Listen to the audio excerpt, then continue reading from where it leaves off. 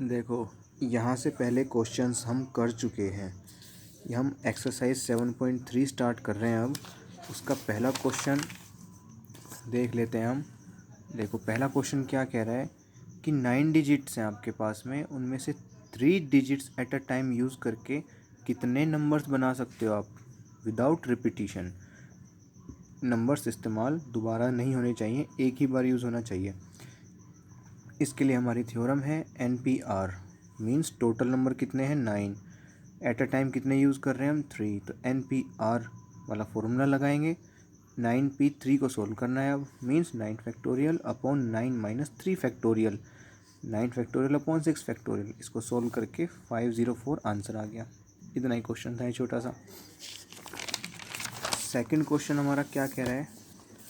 Second question ये कह रहा है कि 0 to 9 10 डिजिट्स हैं, उनमें से 4 डिजिट्स वाले नंबर हम कितने बना सकते हैं। तो जाहिर सी बात है कि 4 डिजिट्स वाले नंबर 1000 से स्टार्ट होकर के 9999 तक आएंगे, है ना। अब 4 डिजिट्स वाले नंबर, अब हम इसको यूं कर दें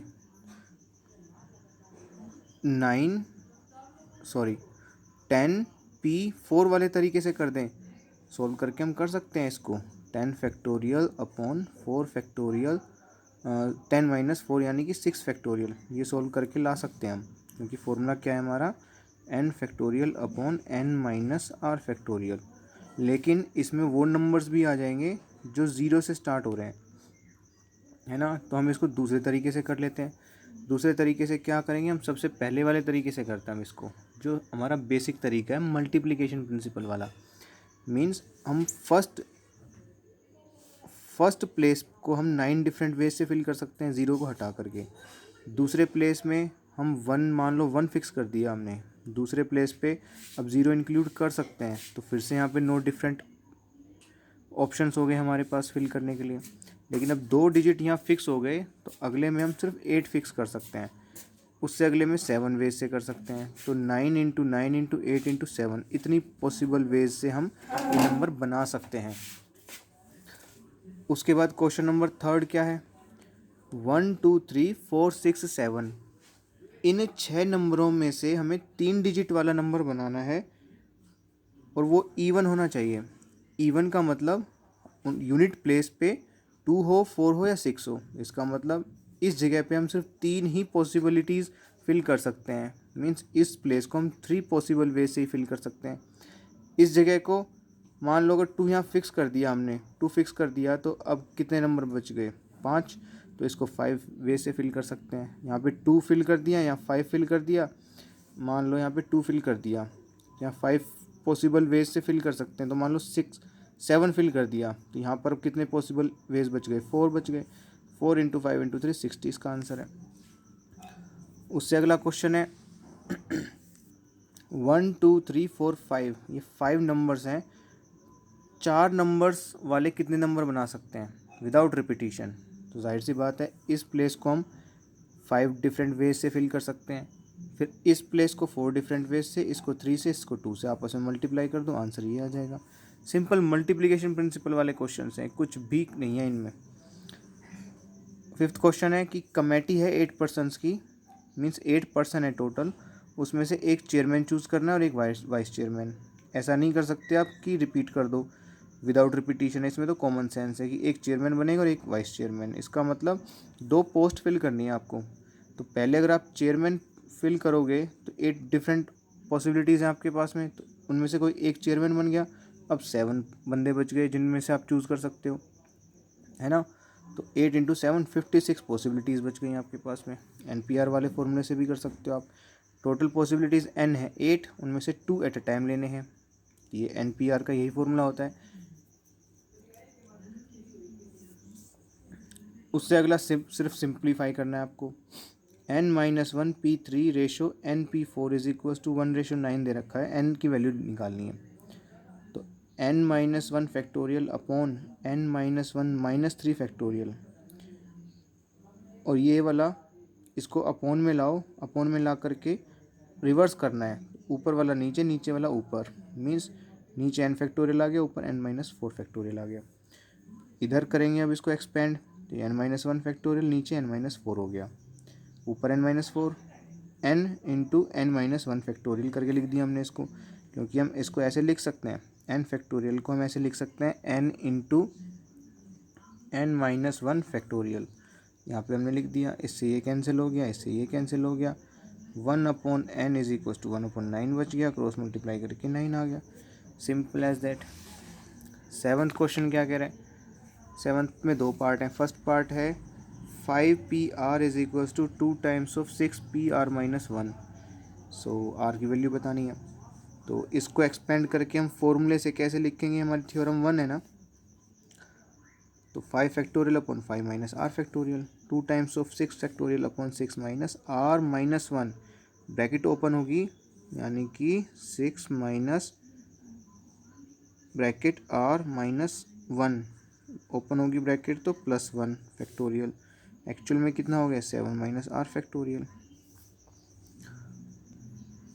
ऊपर वाला हमने एक्सपेंड कर दिया 6 इंटू 5 फैक्टोरियल में, इससे कैंसिल हो गया, 2 बच गया, 7 माइनस आर फैक्टोरियल इधर चला गया, 5 माइनस आर फैक्टोरियल इधर आ गया, तो ये इसको हमने ऐसे लिख दिया। अब आगे इसको करें तो सोल्व, 7 माइनस आर, फिर 7 minus R minus 1, 7 minus R minus 2, तो 7 में से 1 गया 6 माइनस आर, 7 में से 2 गया 5 माइनस आर फैक्टोरियल, इधर ये 5 माइनस आर फैक्टोरियल, इससे कैंसिल हो गया। तो हमारे पास क्या एक क्वाड्रेटिक इक्वेशन बन रही है, 7 minus R into 6 minus R is equal to 12। Solve करके हम इसको ले आए, है ना। अब इसके फैक्टर्स बनाएंगे, 10 और 3, -10 -3 +30, सोल्व करके हम इसको ले आए, R10 है और R3 है। तो अब हमारे पास एक प्रॉपर्टी होती है कि जो हमारे n की वैल्यू होती है ना, उससे छोटी ही होगी r की वैल्यू। n की वैल्यू हमारी मैक्सिमम 6 है, तो 10 तो हो ही नहीं सकता, क्योंकि ये होल्ड करता है इनइक्वालिटी। r 0 से बड़ा और इक्वल हो सकता है, लेकिन n से छोटा और इक्वल ही होगा। So with respect to this r की वैल्यू 3 आ गई। ऐसे ही पार्ट 2 है हमारा। पार्ट 2 क्या है, 5PR is equals to 6PR-1। Same वही तो है, ऊपर वाले के जैसा ही तो है। यहाँ पे 2 था, यहाँ पर 6 है ना। एक्चुअल में यहाँ 6 है ये वाला, देखो, पर यहाँ 2 था, यहाँ पे जो एक्चुअल में 2 होना चाहिए था ना, वो 2 नहीं है। तो मीन्स यहाँ तक तो सोल्व करके सेम आएगा, बस फ़र्क कहाँ आ रहा है कि यहाँ तक तो सोल्व करके सेम आ रहा है, फ़र्क देखो कहाँ आ रहा है, फ़र्क यहाँ आ रहा है कि ये 36-30 है, यहाँ पर 36 करना है हमने। कैसे, यहाँ पर क्या आ रहा है हमारा, देखो यहाँ पर 2 आ रहा था, 2 नहीं आएगा यहाँ, है ना। यहाँ पर 6 ही रहेगा, देखो ये 6 है ना, ये तो इसकी तरफ से आ रहा है 6, मीन्स ये 2 नहीं है यहाँ पर 6 ही रहेगा, ये 12 की जगह 6 रहेगा, 12 की जगह 6, 12 की जगह 6, मीन्स 42 में से 12 माइनस नहीं होंगे, 42 में से सिर्फ 6 माइनस होंगे, तो यहाँ 36 बचेगा, ये हमारा 36 आ गया, है ना। तो अब इसके फैक्टर्स करो, 9 चौके 36, तो 9 और 4 हो गए, तो R9 और 4 आ गया। अगेन 6 मैक्सिमम है, n है, तो 9 तो नहीं हो सकता, इसलिए 4 हो गया, तो ये आंसर है। आई होप ये आपको समझ में आ रहा है। क्वेश्चन 8 है कि इक्वेशन एक वर्ड है, देखो इसमें 8 लेटर्स है ना, एक भी लेटर रिपीट नहीं कर रहा, तो ये बताने हैं कि कितने डिस्टिंक्ट परम्यूटेशंस बन सकते हैं इसके, जब आठों के आठों लेटर्स को हम इस्तेमाल करें। इसमें कोई ऑप्शन दिया ही नहीं है कि आप 2 eight a time low, 3 eight a time low, 4 at a time low. Equation word के लेटर को इस्तेमाल करके आपको डिस्टिंक्ट परम्यूटेशंस बतानी है। तो जाहिर सी बात है आप 8 फैक्टोरियल सीधा सीधा लगाओगे, क्योंकि कुछ रिपीट ही नहीं हो रहा है। रिपीट हो रहा होता तो आप थ्योरम 3 लगाते, जैसे मान लो 2 रिपीट हो रहे होते हैं यहाँ पे, है ना। आप यहाँ पे कोई ए और ए 2 बार रिपीट होता तो आप 8 फैक्टोरियल अपॉन 2 फैक्टोरियल करते, क्योंकि ये जो रिपीट हो रहे हैं इनको काटते आप, थ्योरम 3 लगती इसमें। थ्योरम 3 मैंने बताई है आपको। अब सीधा सीधा आंसर आ रहा है इसका, 8 फैक्टोरियल मल्टीप्लाई करके। इस तरीके से कर लो थ्योरम 1 वाले तरीके से, ये तो हमारा सिंपल मल्टीप्लिकेशन तरीका है। इस तरीके से कर लो, ये थ्योरम 1 वाले तरीके से, थ्योरम 1 वाला तरीका है। NPR 8 ऑब्जेक्ट्स हैं, 8 आप टेक कर रहे हो at a time, 8 R taken at a time, 8p, 8 को सोल्व करके ये ला सकते हो आप सीधा सीधा, 8 फैक्टोरियल आया ना वो। क्वेश्चन नंबर 9 क्या कह रहा है कि मंडे है एक वर्ड, 6 है इसमें, कोई भी रिपीट नहीं कर रहा, तो 3 पार्ट बना दिए इसके। एक फर्स्ट पार्ट कह रहा है 4 एट अ टाइम, बताओ कितने लेंगे। सेकंड पार्ट में आप 6 एट अ टाइम ले रहे हो तो बताओ कितनी परम्यूटेशंस बती। तो और थर्ड वाला कह रहा है कि सिर्फ वोवल से स्टार्ट होना चाहिए, तो 4 एट अ टाइम ले लो आप, 6p4 ही तो लगाओगे थ्योरम 1 से। 6 ऑब्जेक्ट्स हैं, 4 एट अ टाइम आप you are taking, so out of 6 objects 4 at a time you are taking, then you will apply 6p4। सो इसको सोल्व करके आप 360 ले आए आंसर। सेकंड पार्ट कह रहा है कि 6 ऑब्जेक्ट्स हैं, 6 के 6 आप एट अ टाइम यूज़ करके आप कितने परम्यूटेशंस बना सकते हो इस मंडे वर्ड की। 6 फैक्टोरियल अपॉन 6 माइनस 6 यानी 0 फैक्टोरियल, तो आंसर 720 आ गया। स्टार्टिंग विद वोवल यानी थर्ड पार्ट जो कह रहा है स्टार्टिंग विद वोवल क्या बनेगा, तो देखो ओ है और ए है, दो ही वोवल हैं, मीन्स आप कितने लेटर हैं, 1 2 3 4 5 6, 1 2 3 4 5 और 6। सो फर्स्ट प्लेस को तो आप 2 वे से ही फिल कर सकते हो, सिर्फ ओ से या ए से। सेकंड प्लेस को आप एक मान लो ओ से फिल कर दिया यहाँ क्योंकि वोवल है, तो बाकी तो 5 वे से फिल कर सकते हो, फिर अगला 4 वे से, अगला 3, अगला 2, अगला 1 वे से, है ना। सो वही चीज़ अगला तो 2 वे से फिल कर सकते हो, तो 2 5 4 3 2, 240 आंसर है। अब लास्ट के 2 क्वेश्चंस बच गए और दोनों ही लेंदी क्वेश्चंस हैं, देखो 1 बाय 1 करते हैं। क्वेश्चन नंबर 10 क्या कह रहा है कि मिसिसिपी ये एक वर्ड है, MISSISSIPPI, इसमें 12 वर्ड्स आ गए। क्वेश्चन ये कह रहा है कि 4 जो आईज है ना, इसमें 4 बार रिपीट हो रहा है आई, वो इकट्ठे ना हों, 4 eyes do not come together.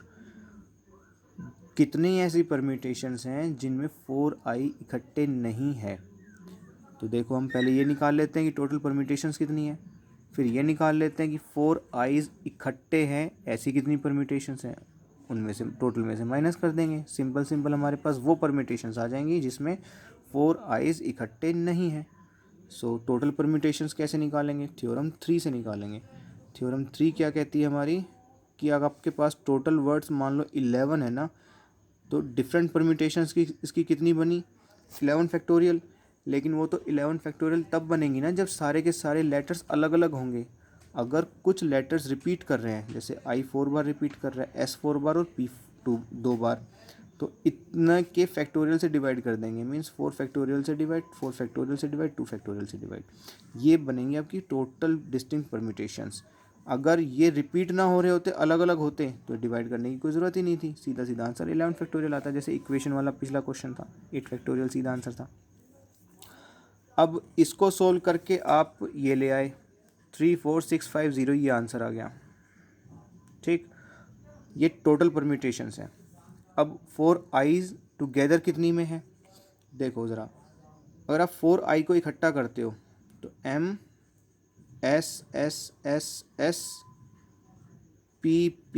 फिर 4 आई ऐसे आएंगे। ये अब सिंगल ऑब्जेक्ट है, अब तो कितने हो गए टोटल, 1 2 3 4 5 6 7 8, तो अब 8 ऑब्जेक्ट्स हो गए। 8 ऑब्जेक्ट्स में से ये 4 बार रिपीट हो रहे हैं, ये 2 बार, 4 बार रिपीट हो रहे हैं, ये 2 बार, ये सारे एक जैसे हैं, तो इनका कोई परम्यूटेशन मल्टीप्लाई में होगा ही नहीं। सो ये टोटल परम्यूटेशंस आ गई जिनमें चारों आई एक साथ हैं, तो यही तो हैं वो ये वाली परम्यूटेशंस, ये 840 आई।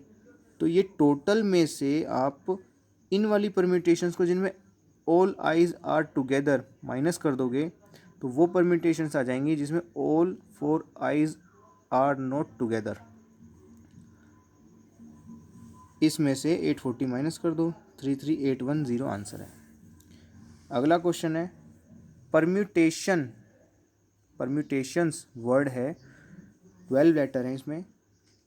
फर्स्ट पार्ट ये कह रहा है कि स्टार्ट होना चाहिए पी से, एंड होना चाहिए एस से, पी और एस को तो जाओ भूल।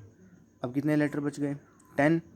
इन 10 लेटर्स का इस्तेमाल करके अब कितनी परम्यूटेशंस बन सकती हैं ये सोचना है। क्वेश्चन एक्चुअल में ये था कि ऐसी परम्यूटेशंस बताओ कि स्टार्ट हो पी से और एंड हो एस से, तो हम जाहिर सी बात है इनको भूल ही जाते हैं। तो 10 लेटर बच गए हमारे पास। अब इन 10 लेटर की परम्यूटेशंस निकाल देते हैं। अगर 10 लेटर सारे के सारे डिफरेंट हैं तो सीधा का सीधा इसका आंसर आ जाता है 10 फैक्टोरियल। अगर कुछ रिपीट कर रहे हैं तो अपॉन में डिवाइड कर देंगे, वो फिर हम थ्योरम 3 से सोल्व करेंगे। इसमें सिर्फ टी रिपीट कर रहे हैं 2 टाइम्स, तो 10 फैक्टोरियल को डिवाइड कर देंगे 2 फैक्टोरियल से बाय यूजिंग थ्योरम 3। ये वाली एक्चुअल में थ्योरम 4 हो गई, ध्यान करो, जिसमें एक से ज़्यादा है ना रिपीटिशन वाले, जैसे 4i 4s 4 2 ऐसे रिपीट हो रहे हैं ना, ये वाली थ्योरम 4 होती है, ये नहीं होती, थ्योरम 4 होती है। थ्योरम 3 में सिर्फ सिंगल होता है, जैसे ये है कि 10 लेटर्स हैं, 10 में से टी 2 टाइम्स रिपीट कर रहा है, तो 10 फैक्टोरियल बाय 2 फैक्टोरियल थ्योरम 3 है। सो आंसर आ गया 1814400। अगला ये कह रहा है पार्ट 2 कि वो परम्यूटेशंस बताओ जिसमें ऑल वोवल्स आर टुगेदर। तो जाहिर सी बात है इसमें कितने वोवल्स हैं, EUAIO 5 वोवल्स हैं, AEIOU। बाकी लेटर्स ये रहे 3 3 6 7 8, 3 और 3 6 और ये 7 ये लेटर्स हैं बचे हुए। और वोवल का इकट्ठा एक सेट मान लो अब, क्योंकि वोवल ऑल वोवल्स हमेशा इकट्ठे होने हैं, तो टोटल 8 ऑब्जेक्ट्स काउंट होंगे, है ना। 7 बचे हुए और 8वां ये इकट्ठा वोवल वाला, एक ही ऑब्जेक्ट काउंट होगा अब यहाँ पे। तो अब इसमें 8 फैक्टोरियल में सिर्फ टी 2 टाइम्स रिपीट हो रहा है, थ्योरम 3 से सोल्व कर देंगे 8 फैक्टोरियल बाय 2 फैक्टोरियल, मल्टीप्लाई करेंगे 5 फैक्टोरियल से, क्योंकि ये AEIOU सारे के सारे अलग हैं और ये खुद भी तो 5 फैक्टोरियल वेज से रीअरेंज हो सकते हैं, तो इनटू में 5 फैक्टोरियल। आंसर आ गया ये, इसको सोल्व करके आंसर आ गया आपका ये। बस कैलकुलेशन ही तो करनी है, समझने वाला पार्ट तो हट गया। अब लास्ट पार्ट रह गया इसका, क्वेश्चन नंबर 11 का, कि वो परम्यूटेशंस बताओ जिसमें P और S के बीच सिर्फ 4 लेटर्स ही रहें। मीन्स टोटल 12 लेटर्स हैं, ऐसी परम्यूटेशंस बताओ जब P और S के बीच हमेशा 4 लेटर्स आएँ। तो देखो ये थोड़ा सा डिफरेंट है, इसको समझना पड़ेगा कैसे, कि आप 12, देखो ये 12 लेटर्स बना दिया आपने, 1 2 3 4 5 6 7 8 9 10 11 12। हमारी कंडीशन ये है कि P और S के बीच में हमेशा 4 लेटर्स होने चाहिए। तो आप इसको कितने तरीके से कर सकते हो, इसको आप 14 डिफरेंट कॉम्बिनेशन से कर सकते हो आप। कैसे, पहला ले लो, देखो P और S के बीच में आपने 4 प्लेसेस वैकेंट छोड़ दिए। अब लेटर कितने बच गए, 10 लेटर बच गए, तो 10 फैक्टोरियल वेज से अरेंज हो सकते हैं। उनमें से T 2 टाइम्स रिपीट हो रहे थे, तो 2 फैक्टोरियल से डिवाइड कर दो, थ्योरम 3 यूज़ करके आपने निकाल लिया है। ये तो सिर्फ एक पॉसिबिलिटी थी, एक ये वाली पॉसिबिलिटी तो भी तो हो सकती है, जिसमें आपने फर्स्ट छोड़ दिया P के लिए, लेकिन सेकंड पे P है और फिर थर्ड 4 5 6 7 पे P है। अब भी P के पास, P और S के बीच में 4 वैकेंट प्लेसेस हैं, तो कंडीशन तो यही थी कि P और S के बीच में हमेशा 4 रहने चाहिए लेटर। तो इसमें से भी आप कितने बना सकते हो, 10 फैक्टोरियल अपॉन 2 फैक्टोरियल, ऐसे इसमें से भी, इसमें से भी, इसमें से भी 14 डिफरेंट वेज हैं जिनमें से आप 10 फैक्टोरियल अपॉन 2 फैक्टोरियल पैटर्न्स बना सकते हो। या तो आप ऐसे ऐड करते जाओ 10 फैक्टोरियल बाई 2 फैक्टोरियल फर्स्ट वाले से 10 फैक्टोरियल बाई 2 फैक्टोरियल सेकंड वाले से, plus 10 factorial upon 2 factorial third वाले से, फिर फोर्थ वाले से, फिर ऐसे 14 टाइम्स तक इनको ऐड कर लो, या सीधा 14 से मल्टीप्लाई कर लो। यही तो होता है मल्टीप्लिकेशन और एडिशन में फ़र्क। तो आंसर ये आ गया सीधा सा। I hope it is clear for you now.